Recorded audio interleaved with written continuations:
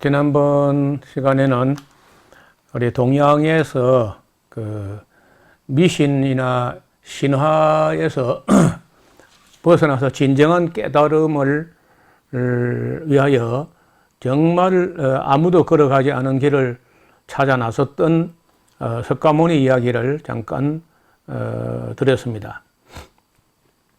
근데 지난 시간에 제가 그 인도 브라만교라든지 힌두교가 소개하는 그런 신들이 많았다는 말씀드렸는데, 뭐 저 남신만 이야기했지요. 여신도 뭐 비슷비슷해요. 나중엔 뭐 남성 여성 가리지 않고 이제 많은 신들이 다 나오지만 어떤 여신도 이렇게 많습니다. 여신 사라스바티라고 하는데 브라흐마의 창조신의 배우자라는 거예요. 신이 이제 남신 여신이 짝이 맞게 돼 있죠. 그다음에 락슈미는 비시누라는 신의 배우자라는 거예요. 또 파르바티는 시바의 두 번째 배우자, 가야트리라는 신이 학문과 지식의 여신이라는 거예요. 닥샤야니라는 신인데 결혼과 행복을 관장하는 여신, 데비라는 신인데 여신이란 뜻이고 최고신의 여성적 측면을 강조한. 그 다음에 그 두르가라는 전쟁의 여신이 있고 라다라는 신이 있어요. 크리슈나의 어린 시절의 친구. 그 다음에 마리암만이라는 신인데 질병과 비의 신, 혹은 보호의 여신, 이렇게 해석을 합니다. 그 다음에 마하비드야, 지식과 지혜의 여신, 샥티라는 신인데 우주의 여성적 창조력을 의인화한 그런 신이 있습니다.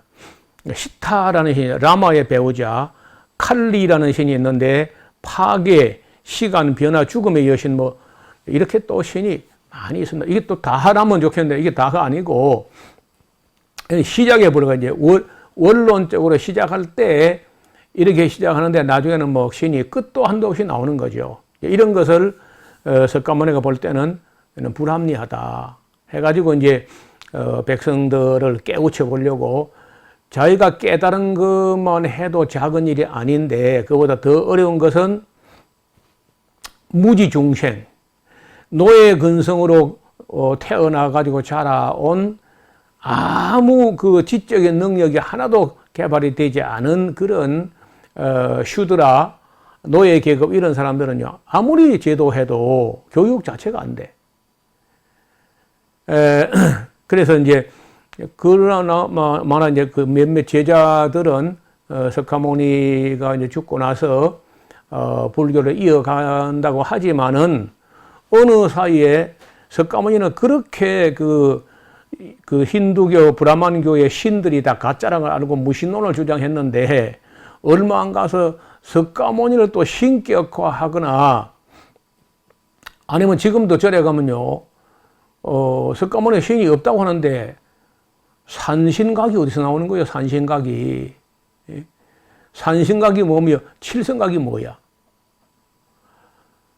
그 가운데는 대웅전이 있고 양쪽에 산신각, 칠성각이 쭉 버티고 있는데, 아마 그 석가모니 하나만 가지고는 1년에 4월 초파일 아니면 또 2월에 연등절 두 번 외에는 별로 수입이 없는가 봐요.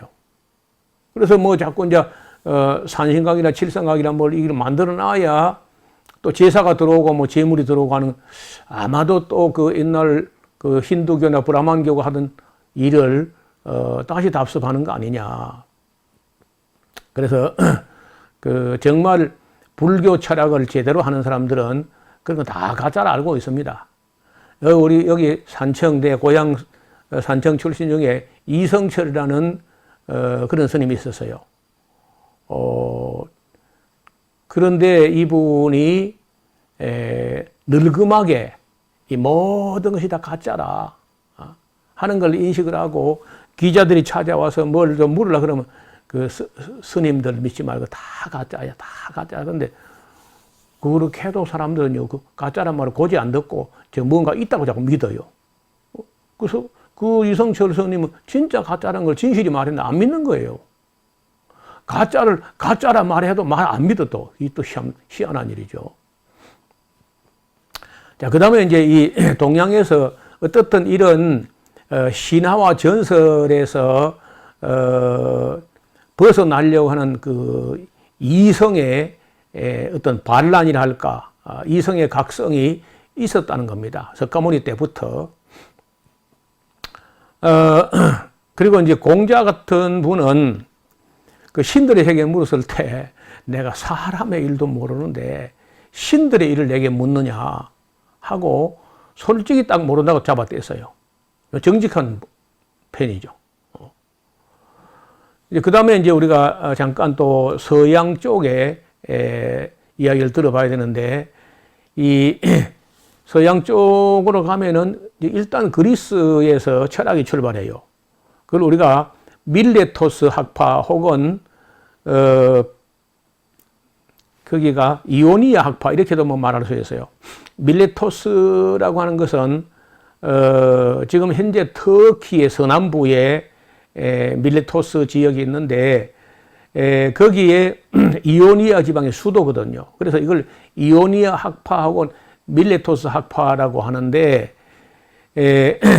기원전 6세기에 출발한 걸 보면은 석가모니하고 같은 시대야. 그래서 아나톨리아라고도 하고 에게해 연안의 이오니아의 도시 밀레토스 출신 중에 탈레스가 이제 그 학파의 창시자라고 이제 공식적으로 말합니다. 그리고 이제 탈레스를 뒤이어서 아낙시만도로스와 아낙시메네스로 학풍이 이어져 왔고요. 이들의 활약 시기는 이제 소크라테스로 이어지고 플라톤까지, 이 소크라테스 플라톤보다 한 100년 앞서서 탈레스 같은 분이 일어나서 그리스 신화를 우리가 믿고 따라갈 수는 없다. 대단한 이분이 그 수학자요, 과학자라고도 합니다. 상당히 그때로서는 우리 유명한 사모스의 사모스는 섬인데요. 사모스의 피타고라스가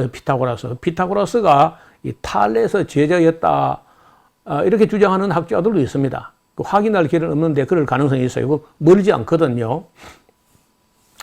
이 밀레토스 학파에서는 세계가 신화 가지고는 도저히 해결 안 되고, 그건 너무 공갈이 많고 너무 뻥이 많고 너무 허구가 많고 너무 꾸며내가지고 장난을 너무 못 쳐서 막 그냥 거짓말 냄새가 너무 풀풀 나니까 이건 도저히 이성이 똑바로 베낀 사람은 그건 믿을 수도 생각할 수도 없다 싶으니까 이제 이때부터 신화적 세계관에 대한 대반란이 이런 밀레토스 학파의 철학이야, 철학사상.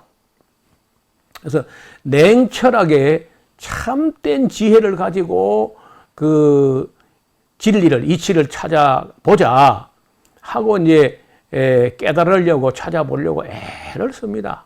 그래서 이 우주와 만물과 인간과 생명의 원질이 뭐냐, 원질이란 말도 깨어나지 않아요. 본질하고도 좀 달라요. 그래서 이제 그 말 헬라어로 하면 그냥 아르케가 뭐냐.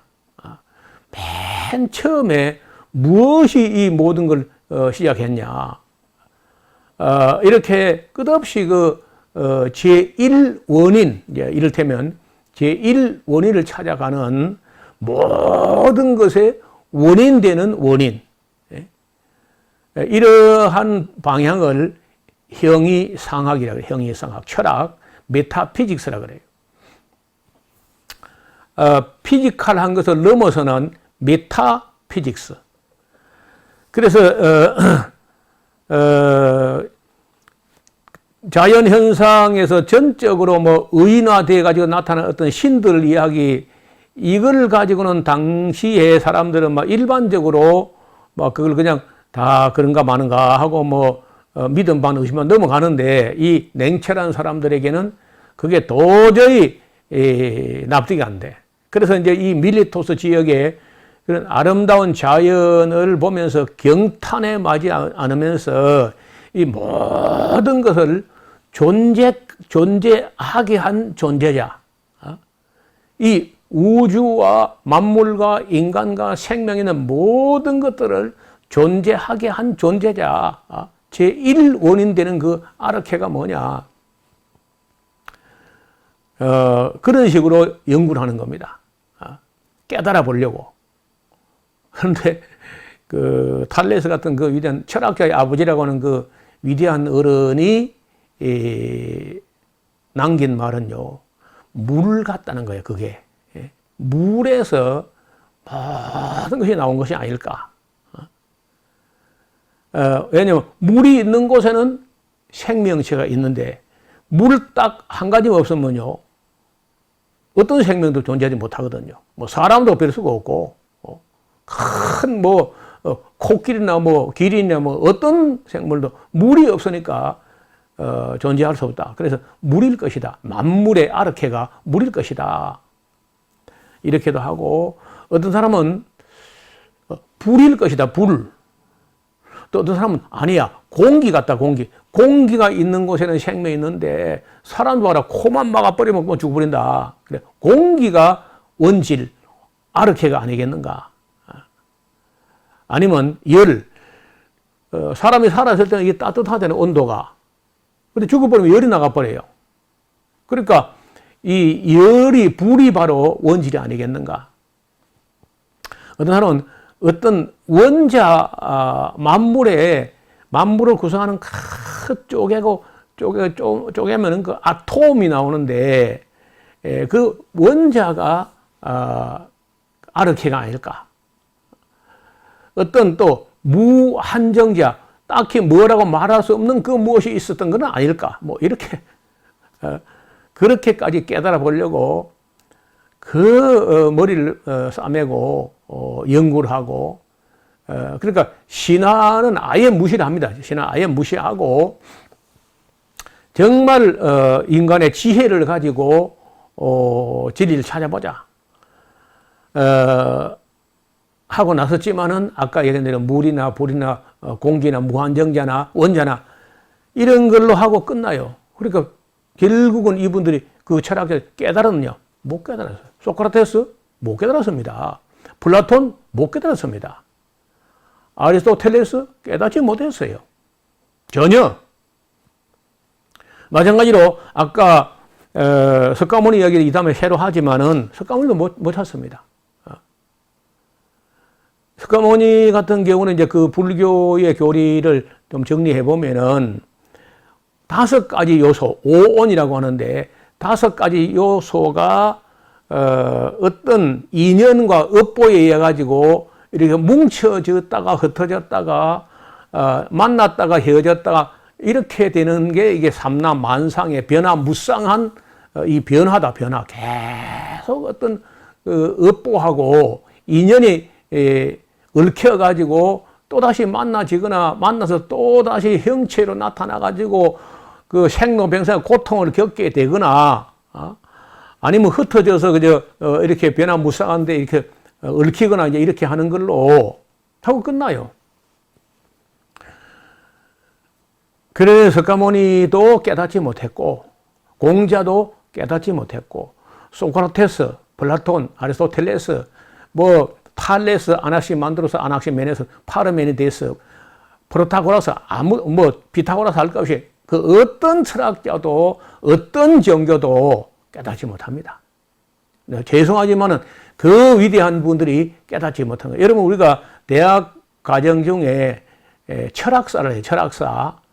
철학사라든지 철학개론 같은 거 할 때 이런 문제를 조금 다루거든요. 그러면 그때 우리가 그 공부하면서 이런 걸 진지하게 토론하고 넘어가야 되는데 그냥 학점만 따고 넘어가 버려. 그 다음은 막 철학의 반맥이나 하고 골 때린다 그러면서 그저 무시해 버리거든요.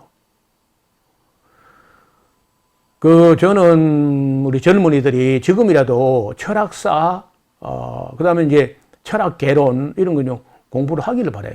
특히 서양 철학사 이런 건 교양으로도 공부를 해야 되죠. 자, 그러면은 이런 사람들이 그 밀레토스 학파의 이론론자, 아르케가 뭐든 처음에 그 어떤 하나에서 나올 것이다. 이게 이론론이라고는 밀레토스 학파인데 결국은 그 답이 안 나옵니다. 아무 깨달은 게 없어요. 자, 그 다음에 이제 그러면 우리가 철학자나 종교가 다 그랬다 손 치고 탈레스도 깨닫지 못해요. 그런데 이 탈레스하고 이제 제가 오늘 이 이야기를 어떻게 정리하려고 하냐면은 탈레스가 기원전 6세기 BC 624년에 624년 혹은 625년에 태어나요. 그런데 가만히 따져보면은 스카모니도 같은 때, 거의 같은 때 태어났어요. 왜냐면 이 불기라고 하는 그 불교 기원년은 우리처럼 스카모니 태어난 해를 기산점으로 하지 않습니다. 입적한 날, 그 정멸, 돌아가신 날을 기산점을 해요. 그래서 이제 BC 544년에 돌아가셨기 때문에 544년에 돌아가신 그때 돌아가실 때 80세야. 그럼 여기 보태야 돼요. 그래 하면은 석가모니가 태어난 해도 624년 탈레스하고 같은 해든지 한 해쯤 차이 나든지 어떻든 2년까지는 차이는 안 납니다. 태어난 시 거의 한 해 내지는 같은 해 2년까지 차이 나지 않고 그렇게 아주 완전히 거의 같은 때야. 그러니까 석가모니 입적한 날 돌아가신 날 말고 태어난 날로 하면은 서양에서 탈레스라는 사람하고 밀레토스에서 그 다음에 이 카필라성에서 인도 북부에 산 카필라성 성주의 아들로 석가모니 태어난 해고 같아요. 두 동양성에서 거의 같은 시기에 같은 이 석학의 이름이 인물이 난 거야. 그래서 저는 7세기에 태어났죠. 624년이니까 대단한 세기였다. 그래서 한 해 차이거나 그 정도 차이로 탈레스와 석가모니가 같은 때에 태어났습니다. 그리고 같은 때 살기도 수명도 거의 다 80세 정도 살았어요. 그때로서는 80세 이상은 아주 장수한 겁니다. 한편 이제 그 철학자로는 그렇다고 손치고 사실은 이제 석가모니의 그 제자들이 불교를 종교로 만들어서 그렇지 사실은 석가모니 종교가 아니고 철학자 대단한 철학자입니다. 그리고 아주 존경받아 마땅한 철학자예요.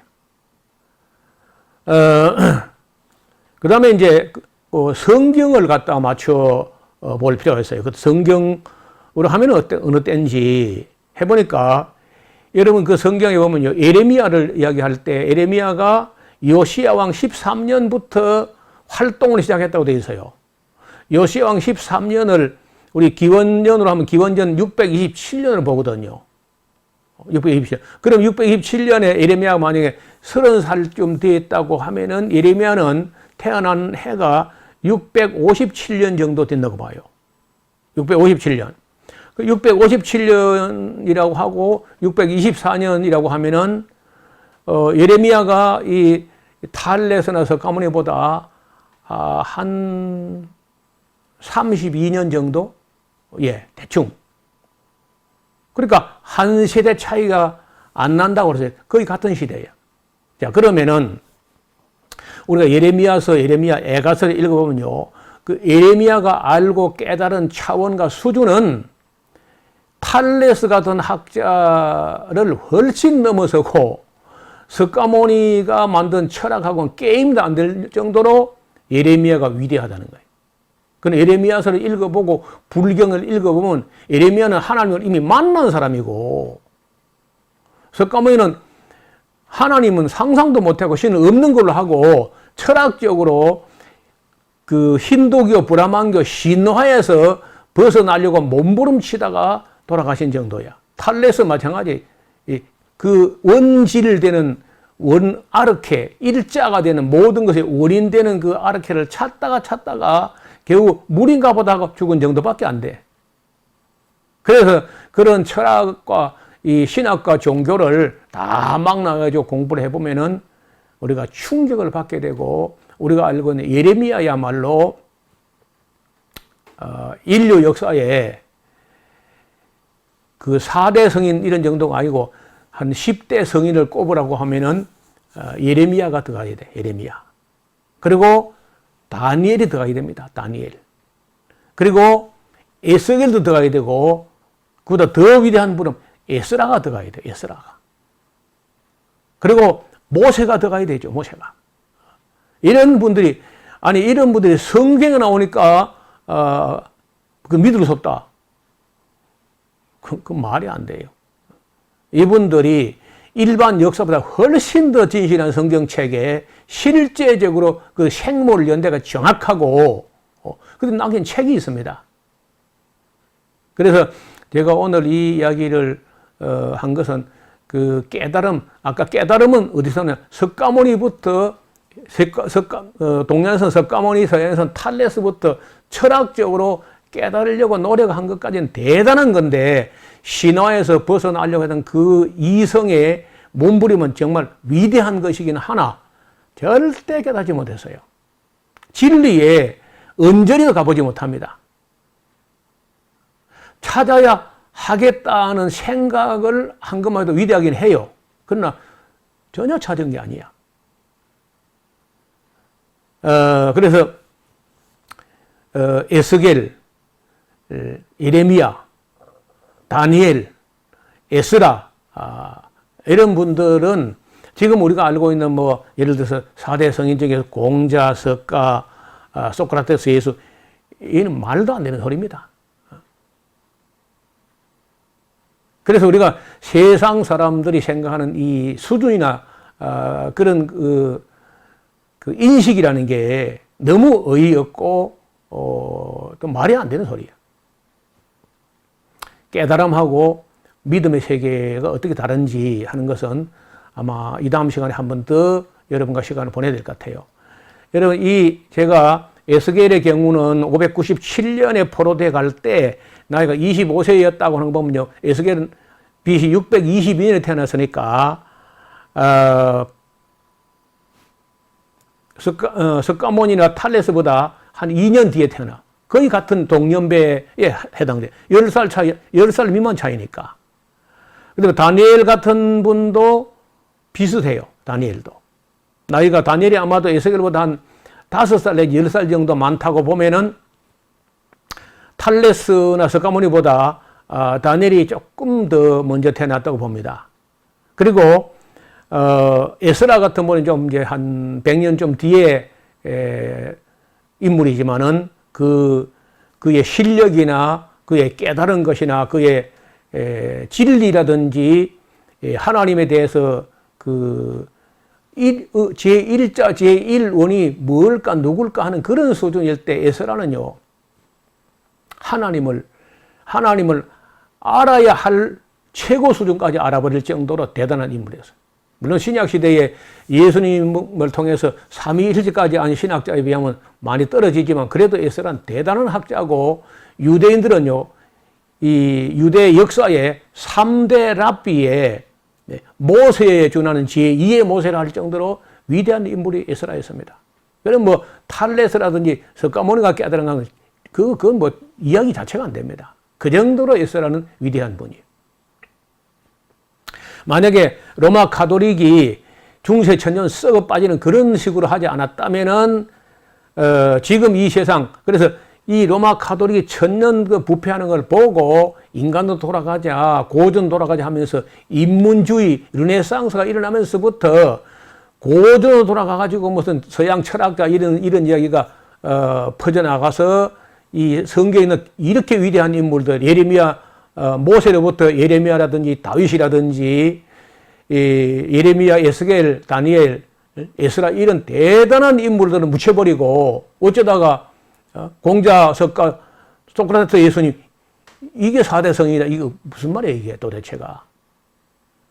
그러니까 정말 진실하게 정직하게 진리를 탐구해가고 그리고 역사를 탐구해가고 철학사, 사상사, 종교, 비교 종교학을 다 망라해서 정리해 본다면은 우리가 알고 있는 모세, 그리고 에스라, 예레미야, 다니엘, 에스겔 이런 분들은 인류 역사상 등장 모든 철학자보다 더 위대해요.